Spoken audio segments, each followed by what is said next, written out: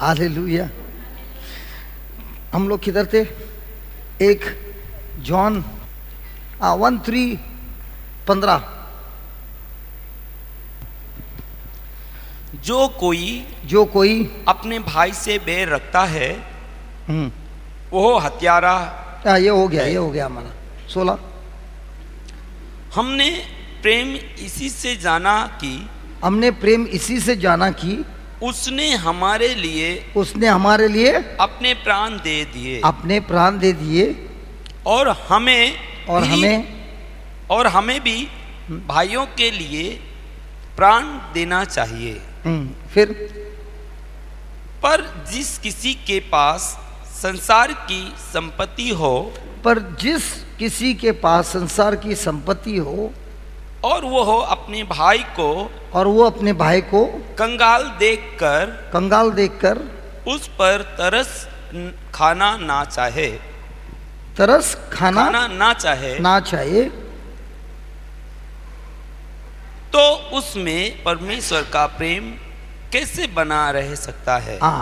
अब हमारे पास भी संपत्ति तो है, लेकिन हम देखते हैं हमारे परिवार के लोग कभी कमीपन रहता है भाई बहन के अंदर, तो हम मदद करने जरूर जाएंगे। लेकिन जब हम देखता है कि दूसरा इंसान तकलीफ में है और हमारे पास उसकी तकलीफ दूर करने के लिए संपत्ति है, क्या हम इस्तेमाल करते हैं? और जब हम इस्तेमाल नहीं करते हैं तो क्या हमारे में प्रभु का प्रेम है? Praise the Lord, hallelujah hallelujah. उदाहरण देता हूँ, ये असली स्टोरी है। 2 युवक थे जो ड्रग्स लेते थे, शराब पीते थे, चोरी करते थे, और उन्होंने एक बूढ़े आदमी को देखा कि ये बूढ़ा आदमी चल के आ रहा है और इसको चोरी करने के लिए काफ़ी आसान है क्योंकि ये कमज़ोर है। तो ये लोग ने उसको पकड़ा, उसका जो भी बटुआ सब लिया। फिर एक ने कहा इसने तो हमको देखा है, कल को ये गवाही हो जाएगा तो इसको हम लोग ख़त्म कर देंगे। तो दूसरे ने सलिया लिया और सर पे मारा और वो आदमी मर गया। तो उसकी लाश को लेके छुपा दिया बगीचा में। कुछ पल के बाद कोई उस बगीचा में जा रहा था, उसने वो खून देखा, तब उनको पता चला कि उधर लाश है। लाश को हॉस्पिटल ले गया, पता चला ये आदमी मरा नहीं है, जिंदा है। तो उसको इलाज करने के बाद वो ठीक हो गया, लेकिन उसका एक आँख जो रॉड से मारा था वो हमेशा हमेशा के लिए नाश हो गया। 3 महीने के इलाज के बाद ये आदमी बिल्कुल ठीक हो गया, लेकिन एक आँख चली गई। उस समय 3 महीने में ये दोनों लड़के को पकड़ा गए। तब जज उनके ऊपर सजा देने वाला था। तब इस बूढ़े आदमी ने जज से कहा, इन दोनों बच्चों को एक मौका दो, और वो मौका ये है कि ये दोनों बच्चों को मेरे हवाले कर दो। मैं इनको अच्छा प्रेम दूंगा, अच्छा सिखाऊंगा और इनका भविष्य बनाऊंगा। तो जज ने बोला, ये तुम जो पूछ रहे हो वो तुम्हारे लिए भारी पड़ेगा। उसने बोला, कोई बात नहीं, मुझे कबूल है। तो जज ने इन दोनों को इस आदमी के हवाले कर दिया। तो इसने इन दोनों को कॉलेज भेज दिया पढ़ाई के लिए, प्रभु यीशु का प्रेम दिया, सब कुछ दिया। अब 2 बच्चे हैं, एक नंबर 1 नंबर 2, दोनों साथ में जा रहे कॉलेज में। 1 नंबर ने दोस्तों को ढूंढा जो लफड़ा करता है। 2 वही कॉलेज में जा रहा है लेकिन कोई दोस्त के साथ नहीं है, पढ़ाई कर रहा है। तो एक जो दोस्तों के साथ गया, कुछ 1 महीने के बाद वापस किसी को लूटा और इस बार गिरफ्तार हो गया और वो जेल में बंद हो गया। जो 2 नंबर का दोस्त लड़का था वो पढ़ाई करके ग्रेजुएट बन गया। तो ये बूढ़े आदमी ने उसको पूछा तुमको क्या बनना है? तो रोकर कहने लगा मैंने आपके आंखों को खराब किया है, मैं मेरा सजा भुगतना चाहता हूँ और मेरा सजा ये है कि मैं दूसरे लोगों का आँख खोल सकूं, तो मुझे सिर्फ आंखों का डॉक्टर बनना है। तो इस बूढ़े आदमी ने कहा कोई बात नहीं, अपनी संपत्ति जो थी वो उसने लगा दी और ये लड़का सिर्फ डॉक्टर नहीं बना, अमेरिका में सबसे बड़ा आई सर्जन बन गया, हजारों लोगों का आँख खोला।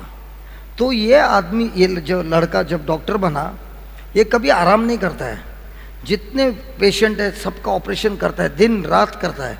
तो उसको इंटरव्यू में पूछा कि तू इतना ऑपरेशन क्यों करता है, पैसा भी ज़्यादा नहीं लेता है, तो इतना मेहनत क्यों करता है? तब वो बोलने लगा मैंने एक आँख किसी का फोड़ा और मैं उसको वापस आँख नहीं दे सकता हूँ, और उस आदमी ने मुझे इतना प्रेम दिया, तो मैं अगर 10,000 लोगों का आँख भी खोलूँ फिर भी मैं उसका ये चुका नहीं सकता। हाँ, और उसका कर्ज मैं चुका नहीं सकता हूँ, मैं उस कर्ज में अभी भी हूँ और मेरा ये हृदय बार बार बोलता है कि मुझे और कर्जा पूरा करना है। अब प्रश्न ये है, क्या ये बूढ़े आदमी ने उसको संपत्ति इस लड़के के जीवन में डाला? इससे ये प्रेम क्या है? मनुष्य का है कि ईश्वर का है? और ये ईश्वर का प्रेम देने के कारण और उसको ईश्वर का अभ्यास देने के कारण, क्या ये लड़का जो ड्रग्स में था, अल्कोहल में था, जो नशा करता था, क्रिमिनल था, क्या ये प्रेम ने उसको एक डॉक्टर बना दिया? और यही प्रेम उसने पहले लड़के को भी दिया, लेकिन पहले लड़के ने क्या वो प्रेम को स्वीकारा कि उसको टुकरा दिया?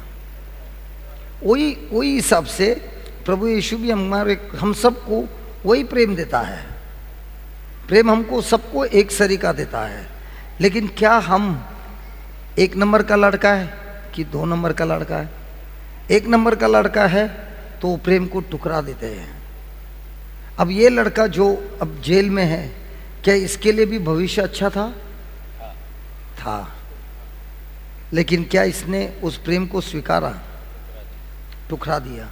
उसी तरह आज भी प्रभु यीशु हमसे प्रेम करता है, उसने अपनी सब कुछ उसने हमको दिया है, लेकिन क्या हम उस प्रेम को स्वीकार करते हैं कि टुकराते हैं? अब ये समझने के लिए 2 पेतरुस 1 में जाइए। ये प्रेम को समझने के लिए 2 पेतरुस 1 वचन नंबर 2। परमेश्वर की और सुनिए परमेश्वर की और हमारे प्रभु यीशु की पहचान के द्वारा, और हमारे प्रभु यीशु की पहचान के द्वारा अनुग्रह और शांति तुम में बहुतायत से बढ़ती जाए। अनुग्रह का मतलब क्या है? अनुग्रह का मतलब क्या है? अनुग्रह का मतलब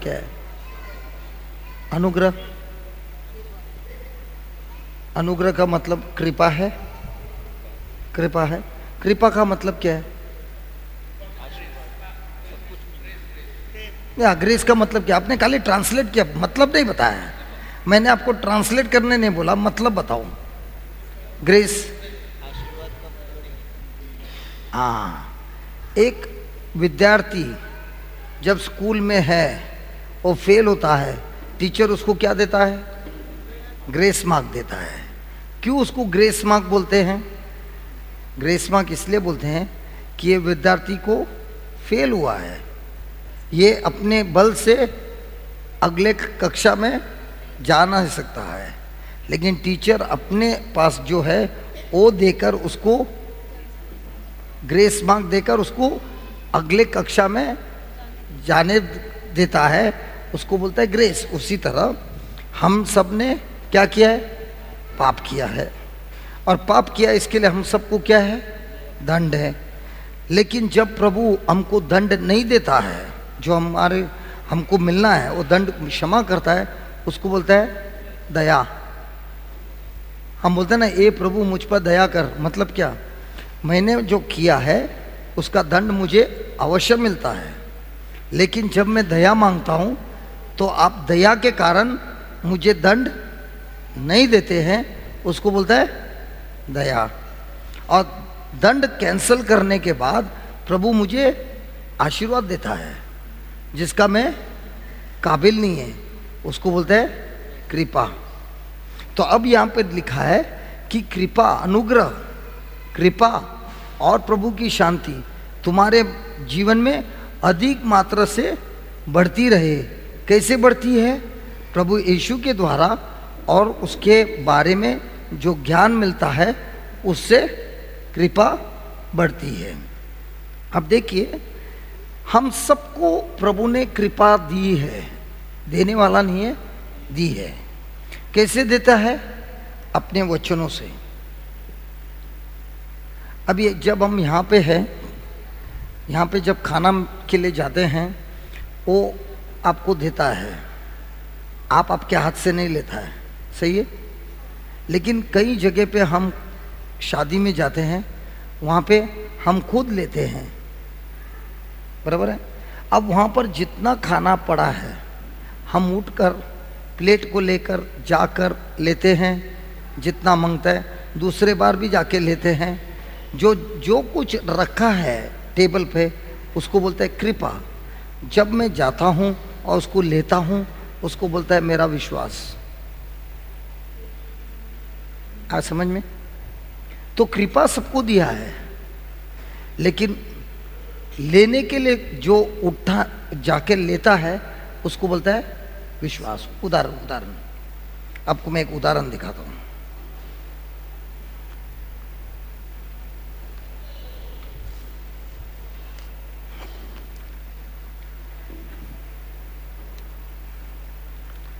मेरे पास ये असली, नकली नहीं है, असली 500 रुपये का नोट है जो मैं आपको देना चाहता हूँ। ये मेरे पास असली 500 रुपये का नोट है जो मैं आपको देना चाहता हूँ। आपने सुना? ये मेरे पास 500 रुपये का नोट है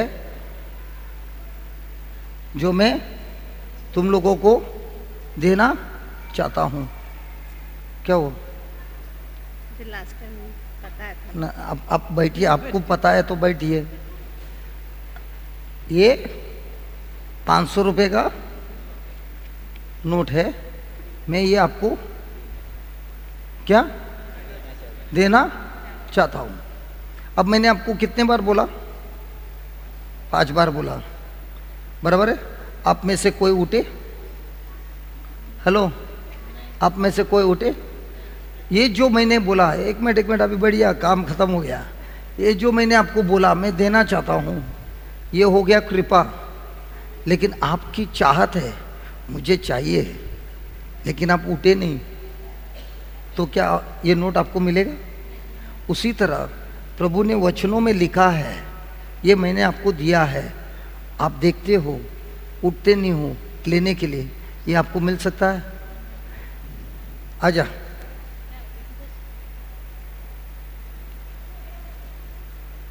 अब ये यहाँ पे खड़ी है, देख रही है, ले रही है? नहीं लिया, जा बैठ जा, हो गया।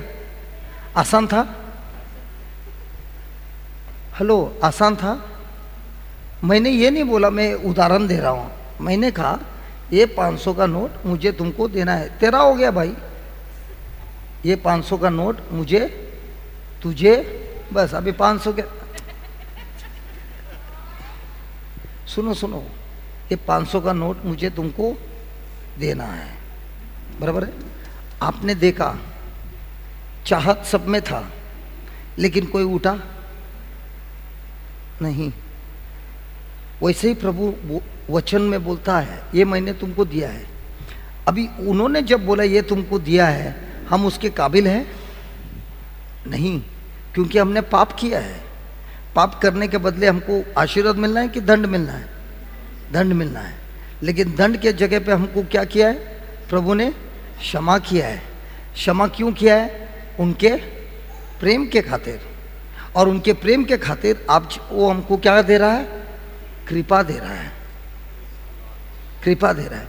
वो कृपा मेरे जिंदगी में कब अनुग्रह करेगा, कभी कार्य करेगा?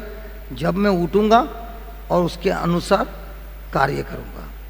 तो जहाँ कहीं भी कृपा है और विश्वास है, दोनों आकर जुड़ जाता है, तब चमत्कार होता है। उदाहरण, आप में से कोई है जिनके पास 2 हाथ है?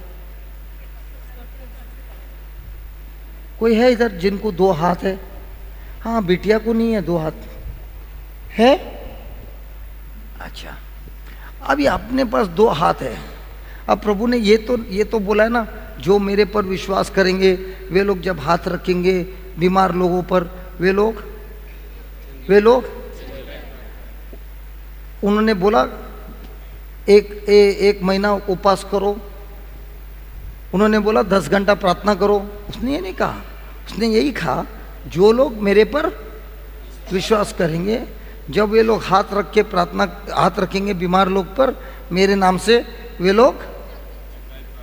अभी हमारे पास हाथ तो है, लेकिन कितने लोगों ने हाथ को इस्तेमाल किया बीमार लोग पर हाथ रख के? क्यों नहीं किया? क्योंकि हमने उस कृपा पर विश्वास नहीं किया।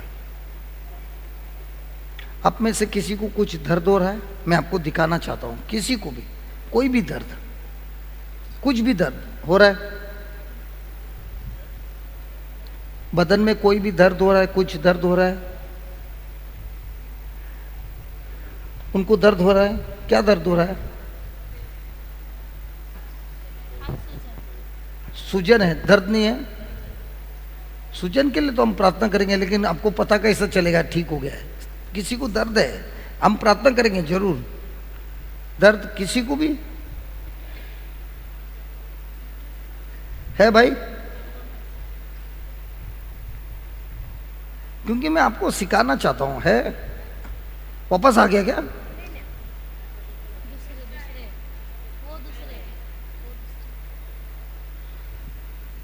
कोई नहीं है, क्योंकि मैं दिखाना चाहता हूं। वो बिटिया है, वो हाथ रखेगी और लोग चंगे हो जाएंगे। क्यों? क्योंकि ये जो चंगा करने का जो अधिकार है हम सबको दिया है, खाली प्रीचर को नहीं दिया है। जो भी विश्वासी है सबको दिया है, सबको बराबर माप में दिया है। लेकिन फिर होता क्यों नहीं है?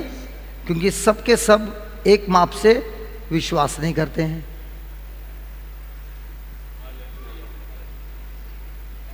और अगर विश्वास करते हैं तो विश्वास वो लोग करते हैं जो कार्य करते हैं। मैं बोलता हूं मैं विश्वास करता हूं, तू विश्वासी है? हाँ है।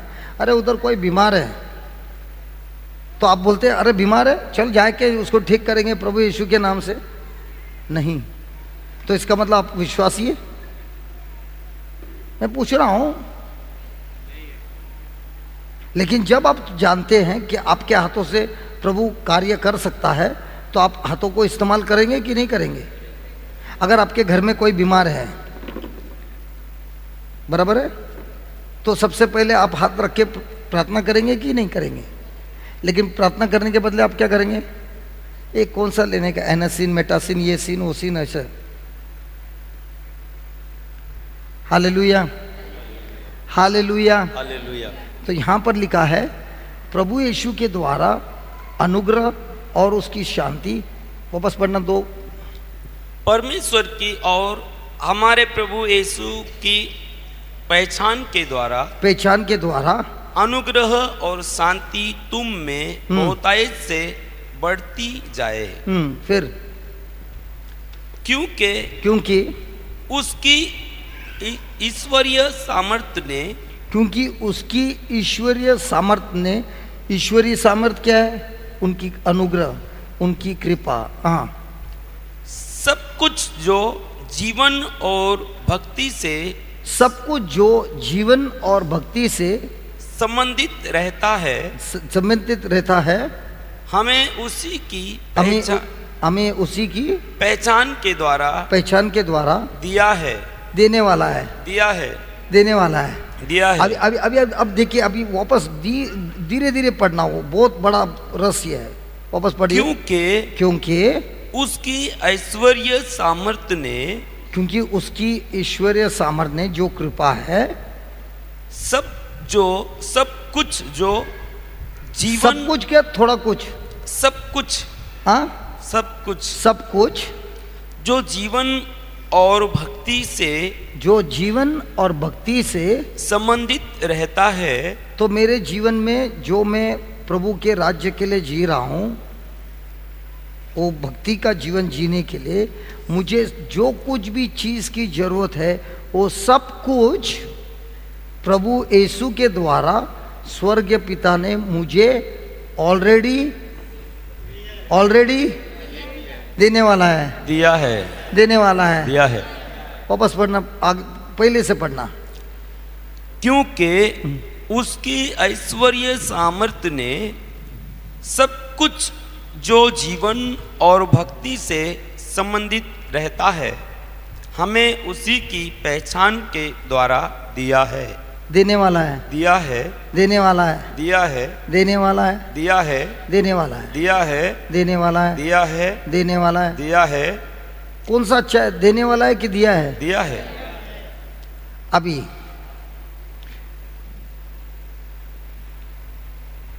मान लीजिए आपके पिता ने 5 लाख रुपया आपके बैंक अकाउंट में डाल दिया। पैसे किसके थे? पिताजी के। किसके अकाउंट में? अब पैसे किसके? मेरे। अब किसके? बेटे के कि पिता के? बेटे के। अब पिता को पैसे की जरूरत है, तो वही बैंक में जाता है और बोलता है मेरे को 2 लाख रुपया दे। क्या बैंक वाला देगा? क्या बोलेगा? अरे बेटे का, अरे लेकिन पैसा मैंने मेहनत किया है भाई, मेहनत तो मेरा है। हाँ, बेटे के नाम पर डाल दिया है, तो पिता निकाल सकता है। तो उसी तरह स्वर्गीय पिता ने, प्रभु यीशु ने जो कमाया अपने ओबीडियंस आज्ञा पालन करने से जो आशीर्वाद कमाया, वो पूरा का पूरा लेकर हमारे अकाउंट में डाल दिया है। हालेलुया। तो अगर हमारे अकाउंट में डाल दिया है, क्या अभी पिता उसको निकाल सकता है? नहीं। तो निकालने का अधिकार किसको दिया है? हम सबको दिया है। हमको दिया है। तो हम जो ईश्वरी जीवित जीने के लिए हमको जो कुछ भी जरूरत है, वो सब कुछ हमारे अकाउंट में जमा हुआ है। अगर आपके अकाउंट में 5 लाख रुपया है, ये मैनेजर है, तू जाके उसका पैर पकड़ेगा, मेरे को 2 लाख रुपया दे यार,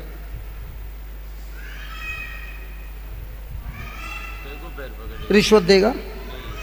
क्यों नहीं देगा? फिर कैसा मिलेगा तेरे को? क्योंकि मेरे पास सीधा है ना, मेरे पास सीधा है, उसका नंबर सब एटीएम है, मैं सीधा जाकर निकाल सकता हूँ। जरूरत बराबर नहीं। है, बराबर है। तो निकाल कौन सकता है? मैं। निकालने के लिए चेकबुक की जरूरत है? नहीं।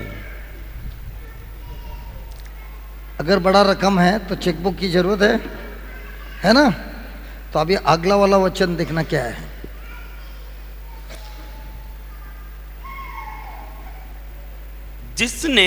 जिसने हमें अपनी ही महिमा, जिसने अपनी ही महिमा और सद्गुण के अनुसार हाँ बुलाया है, जिसके द्वारा उसने हमें बहुमूल्य और बहुत ही बड़ी प्रतिज्ञा दी है।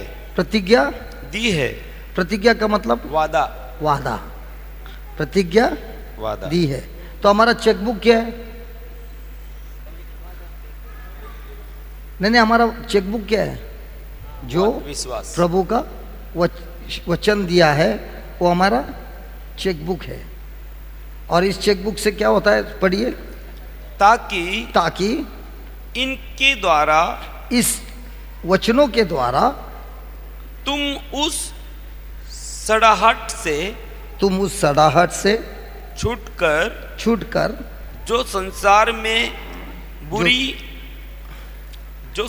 में बुरी अभिलाषाओं से होती है, ईश्वरीय स्वभाव के सहभागी हो जाओ।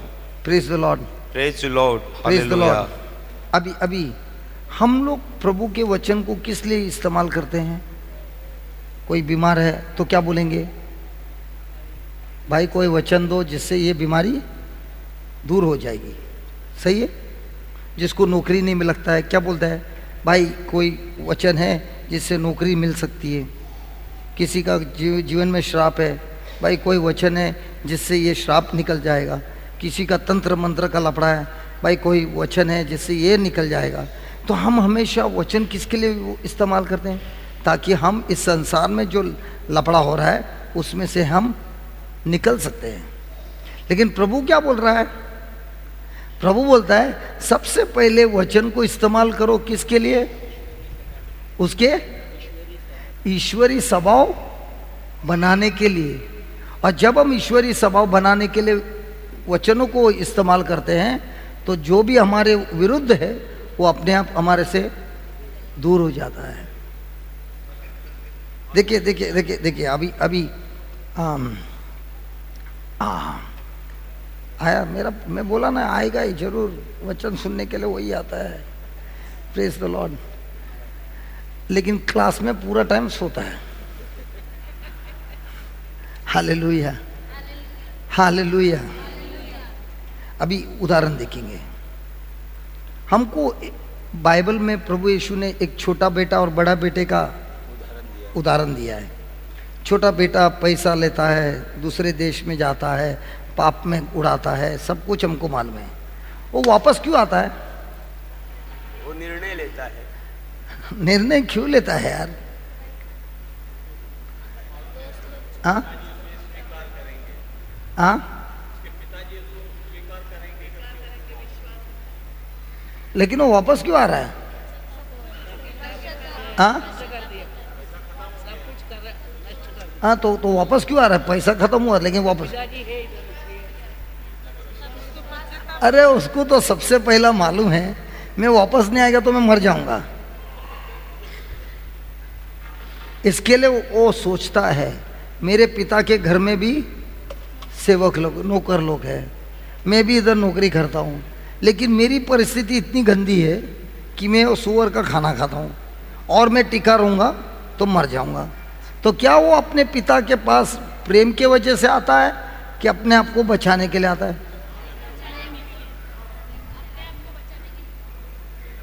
अपने खुद के स्वार्थ के लिए आता है। अगर उसको नौकरी लग गई और वो ठीक होता, वो कभी आता वापस नहीं आता। अभी प्रश्न ये है, आपके जीवन में कोई आपके घर में है या आपके परिवार में है जो बहुत शराब पीता है, आपका प्रार्थना क्या होता है? ए प्रभु इसकी शराब छुड़ा दे, बराबर। लेकिन प्रार्थना क्या होनी है? शराब छुड़ा दे कि आपके साथ रिश्ता बनाए रहे। कौन सा बड़ा है? रिश्ता बनाए। देखिए अगर ये लड़का ये लफड़े में नहीं आता, इसको किसी ने मदद किया होता तो क्या ये वापस आता? तो जब जब कोई हमारे परिवार में टूट जाता है और वो पाप में जी रहा है तो हमारी प्रार्थना क्या है? प्रभु इसको इसमें से छुड़ा कि प्रभु अब मजा आएगा, अब जो लफड़े में है ना ये लफड़ा इस्तेमाल करके इसको, इसके मन को बदल दे। हमारा प्रार्थना ये नहीं रहता है कि इसके स्वभाव को बदल दे, लेकिन हमारा प्रार्थना ये रहता है इसका जो लफड़ा है उसको मिटा दे।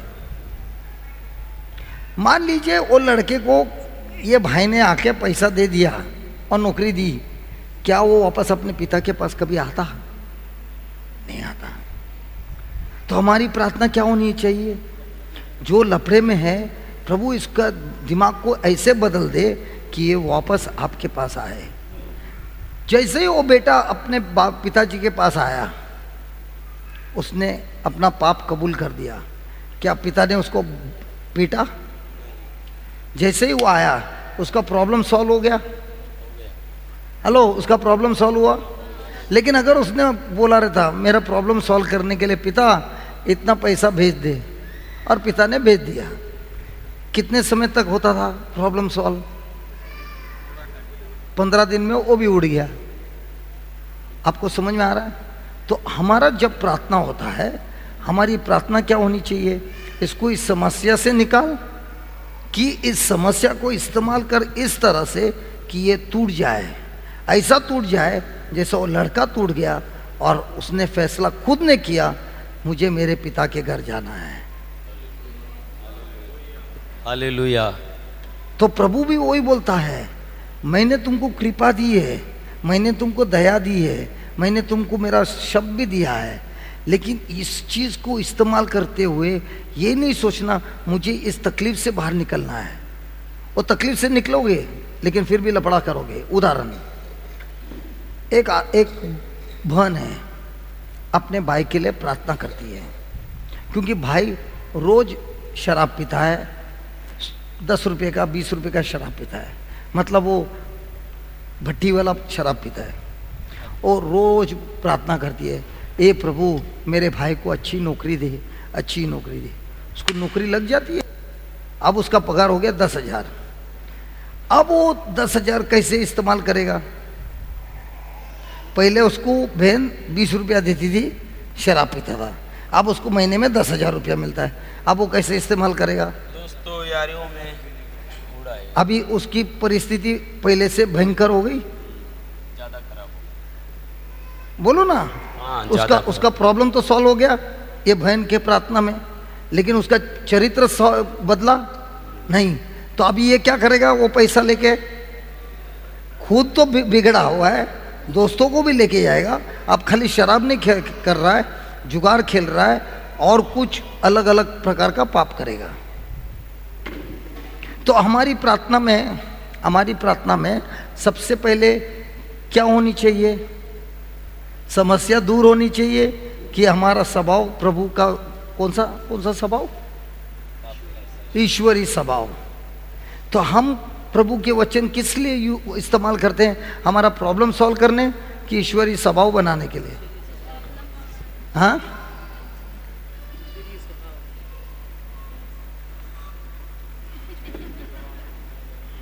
Hallelujah, hallelujah, hallelujah, hallelujah, hallelujah, hallelujah.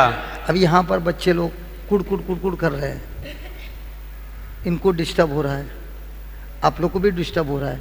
अभी मैं बच्चे को डांट सकता है क्या? मम्मी को डांटना है, मान लीजिए मम्मी को डांट लिया, मम्मी गई बाहर, लेकिन ये डांटने से उनको कितना जो मिलने वाला है वो तो निकल गया। एक, जाते जाते दर्द भी हो गया। 2, बराबर है। और ये जब डिस्टर्ब होता है, इसका डिस्टर्ब ज़्यादा है कि घर में और बाजू संसार में डिस्टर्ब ज़्यादा है? और अगर आपको इसकी डिस्टर्ब को काबू नहीं कर सकता है तो संसार की डिस्टर्ब को कैसे काबू करोगे? ये तो प्रभु ने रखा है इसको इधर लपड़ा करने के लिए, ये देखने के लिए। ये ढोलकी मेरे को डिस्टर्ब कर सकती है, तो ये गेट के बाहर तो बड़ा बड़ा ढोलकी है, नहीं है? गेट के बाहर बड़ा ढोलकी नहीं है। तो अगर मैं इसको काबू नहीं कर सकता तो वो ढोलकी का काबू कर सकता है? तो ये जानबूझ के रखा है ढूम ढूम करने के लिए, ये देखने के लिए कि ये भले मेरे को डिस्टर्ब करता है लेकिन मेरा ध्यान प्रभु के शब्दों पर है। जो ये सीखता है, इससे क्या हुआ है? आपका स्वभाव बदल गया है। नहीं, शायद मैं गलत सोच रहा है, मालूम नहीं। मैं तो जब प्रवचन करता नहीं था, बच्चे लोग सब खेलते हैं, मैं बोलता माँ को, कोई माँ बच्चों को उठाएगा नहीं, इधर खेलने दो, देखना है मेरे को। तुम लोग बच्चों को देखता है कि वचन को सुनता है?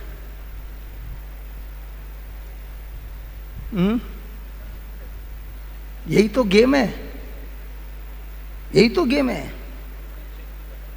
और इसमें ही पता चलता है मेरा स्वभाव अभी गुस्से वाला है कि मैं मेरे मन को बदलता हूँ और बोलता हूँ ये बच्चे मेरे को डिस्टर्ब कर रहे हैं, लेकिन ये बच्चों को भी सीखना है, उसके माँ को भी सीखना है, लेकिन इसका डिस्टर्बेंस कुछ नहीं है। मैं जो संसार में जा रहा हूँ उसका डिस्टर्बेंस इतना बड़ा है, लेकिन अगर मैं ये डिस्टर्बेंस पे काबू कर सकता है तो उस पे भी काबू कर पाऊंगा। हालेलुया, सही है। हालेलुया। तो अभी ये इससे क्या हुआ, वचन को किसके लिए इस्तेमाल किया, मेरे समस्या को दूर करने कि मेरे स्वभाव को ईश्वरीय स्वभाव बनाने के लिए। तो हम कैसे वचनों को इस्तेमाल करते हैं, और जो लोग वचनों को इस्तेमाल करते हैं ईश्वरीय स्वभाव बनाने के लिए, उनके जीवन में कितना भी बड़ा तूफान आएगा वो हमेशा निकल जाएगा। कैसे मालूम, क्योंकि प्रभु ने ही बोला है। दो व्यक्ति थे, दो इंसान थे, दोनों जन आए वचन सुनने के लिए। एक ने वचन सुना और घर गया और वैसे ही कार्य किया। उसने अपना मकान किस पे बनाया, चट्टान पर बनाया। दूसरे ने भी वचन सुना लेकिन वैसा नहीं किया, उसने किस पे बनाया, रेती में बनाया। दोनों को तूफान आया, दोनों को बाढ़ आया, दोनों को बड़ा हवा के मारा। कौन सा घर रह गया, चट्टान वाला घर खड़ा हो गया। और कौन सा गिरा, जब भी आपको चिंता होती है ना, जब भी आपको चिंता होती है उस समय याद रखना आपका घर रेती वाला है। गिरने के पहले चिंता होती है, चिंता का मतलब आपका घर हिलने का अभी चालू हो गया है। अगर इसको चिंता को नहीं निकालेगा वो घर अवश्य गिरने वाला है। तो हमारा घर तूफान के ऊपर कैसे काबू होता है, वचनों से। अब प्रभु हमसे कितना प्यार करता है, उसने सब कुछ हमारे अकाउंट में डाला है। अभी ये अकाउंट में से निकालने का काम किसका है, हमारा है। लेकिन हमारे पास चेकबुक ही नहीं है, तो पूरे जिंदगी भर हमारा सब कुछ अकाउंट में होने के बावजूद भी हम भिखारी के जैसे जाते हैं सब जगह पे। लेकिन जो जानता है ये चेकबुक इस्तेमाल करने से मेरा सब कुछ बदल सकता है, तो सबसे पहले वो चेकबुक किस लिए इस्तेमाल करता है, अपना पहले ईश्वरीय स्वभाव बनाने के लिए। और ईश्वरीय स्वभाव क्या है, प्रेम है। तो हर पल एक ही बात, मुझे प्रेम करना है, मुझे प्रेम करने सीखना है। ईश्वरीय प्रेम सबसे बड़ा है। और ये जो भी प्रभु ने मुझे वचन दिया है ये एक ही कारण के लिए दिया है, मुझे ईश्वरीय प्रेम को बढ़ाना है, बस खलास। अगर ये होता है वो ईश्वरीय स्वभाव आपको हर प्रकार के तूफान से विजय देता है। वही नहीं, आप इस ईश्वरीय स्वभाव में ये जिंदगी में जीने के लिए जो कुछ चीज़ की जरूरत है वो सब आपके जीवन में बराबर समय पर अवश्य आएगी। ये क्यों मैं बोल रहा है, ये मेरा 18 साल का अनुभव है। तो मुझे किसी को जाके पूछने की जरूरत नहीं है, ये भाई कुछ मिल देगा क्या मेरे को, नहीं। मुझे सिर्फ एक ही देखना है, जो भी आ रहा है मेरे रिश्ते में लोग, उनके साथ मैं कैसे प्रभु के प्रेम से प्रेम करूं, बस। उनसे मुझे कुछ लेना देना नहीं है। मेरा जो कुछ भी आ रहा है यहाँ से नहीं आ रहा है, वहाँ से आ रहा है। अगर यहाँ से आ रहा है तो 10 रुपया मिलेगा, वहाँ से आ रहा है तो कोई लिमिट ही नहीं है। और ये कब आएगा, जब मेरा ईश्वरीय स्वभाव बढ़ जाएगा। क्योंकि अगर प्रभु ने ये ईश्वरीय स्वभाव बढ़ा नहीं और मुझे दे दिया तो ये मुझे नाश कर देगा। आपने सुना है आशीर्वाद, ये शब्द नहीं सुना है, आशीर्वाद? हेलो, आशीर्वाद ये बहुत खतरनाक शब्द है। ये बहुत खतरनाक शब्द है। कभी ऐसा किसी ने बोलते हुए सुना? प्रभु, सब लोग बोलते, ए प्रभु इसको आशीर्वाद दे। खतरनाक चीज है, क्योंकि आशीर्वाद क्या है? जो कुछ भी आपके अंदर है वो मल्टीप्लाई होता है। अगर आपको शराब पीने की आदत है और आपको प्रभु ने आशीर्वाद दिया, लेकिन शराब पीने का बंद नहीं है, आप जैसे ही आशीर्वाद आया आप क्या करोगे? और ज़्यादा पियोगे। तो आपके अंदर जो भी बुरा है वो मल्टीप्लाई हो जाएगा। तो प्रभु आशीर्वाद देने के पहले क्या करता है? सबसे पहले ईश्वरी स्वभाव लाता है। तो जब ईश्वरी स्वभाव लाता है और अब आशीर्वाद आता है, अब पैसे मिलते हैं, किस में इस्तेमाल करेगा? प्रभु के राज्य के लिए।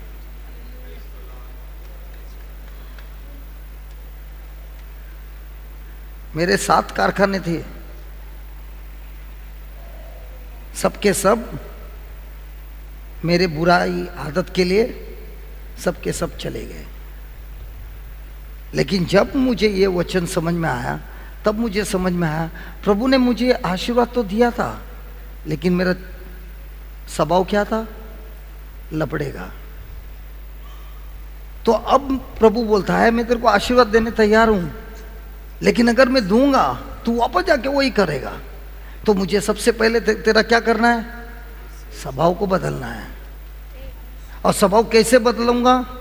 जब मैं लोगों को तेरे विरुद्ध इस्तेमाल करूंगा, और उस समय तेरे को मिलेगी प्रैक्टिस। कौन सी प्रैक्टिस? प्रेम की।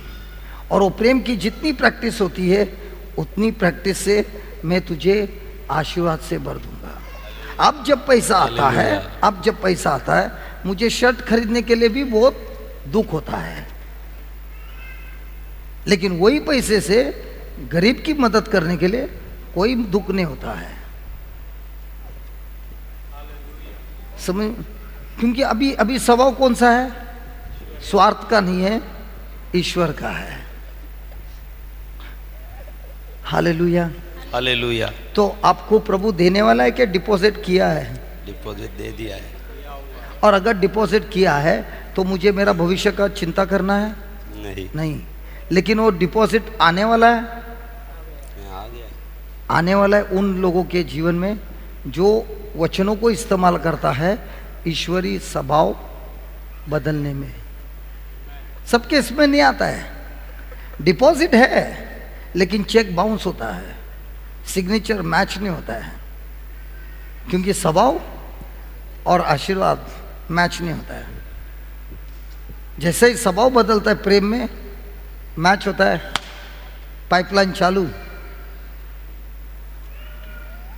Hallelujah, hallelujah, hallelujah, hallelujah. तो ये वचन पे जब विश्वास करते हैं तो हमको कभी चिंता करने की जरूरत है कि मेरे भविष्य में मेरे को कुछ मिलेगा कि नहीं मिलेगा। 100% गारंटी है, लेकिन कंडीशन ये है स्वभाव बता माल उठा ले।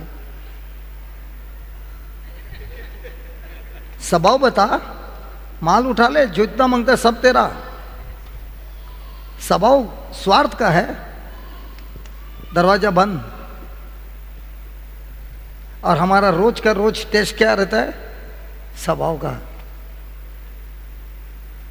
और स्वभाव किससे होता है? प्रभु के प्रेम से। प्रभु का प्रेम कैसा होता है? उनके वचनों का पालन करने से। अब तो पूरा स्टोरी समझ में आ गई। तो रोज जो लोग आ रहे हैं उनके साथ मेरा व्यवहार कैसे होता है उससे पता चलता है शटर खुला है कि शटर बंद है। और एक वो जिसका स्वभाव बदली नहीं हुआ वो शटर पे मारता है, उपवास करता है, मारता है। प्रभु बोलते हैं उपवास करना मत, स्वभाव बदल, शटर खुल जाएगा। सही है गलत है? कोई बात ही नहीं करते यार। आपने वे लोग के साथ कौन से भाषा में बात किया था? उनको भी नहीं मालूम कौन सा भाषा से बात किया। हिंदी भाषा। ये बहन जब बात करती है तब मैं पीछे से देख रहा था, थॉमस को बोल रहा था देख रही है, देख कैसा ये लोग सब सुन रहे हैं, देख देख। मैं जब आता है तब सब हालेलुया। अब पता चला अचानक तुम लोग ठंडे क्यों है, चाय का समय हुआ है। हालेलुया। ये कौन सा स्वभाव है?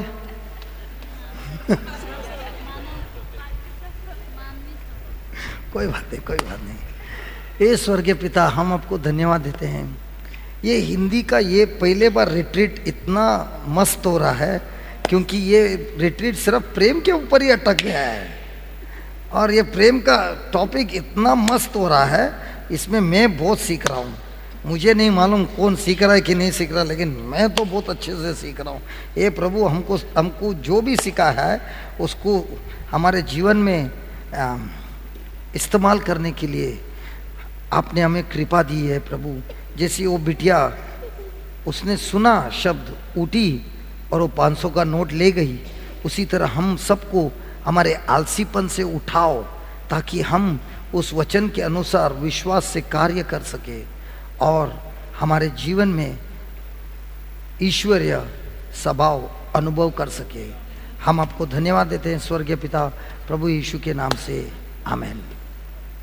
Praise the Lord.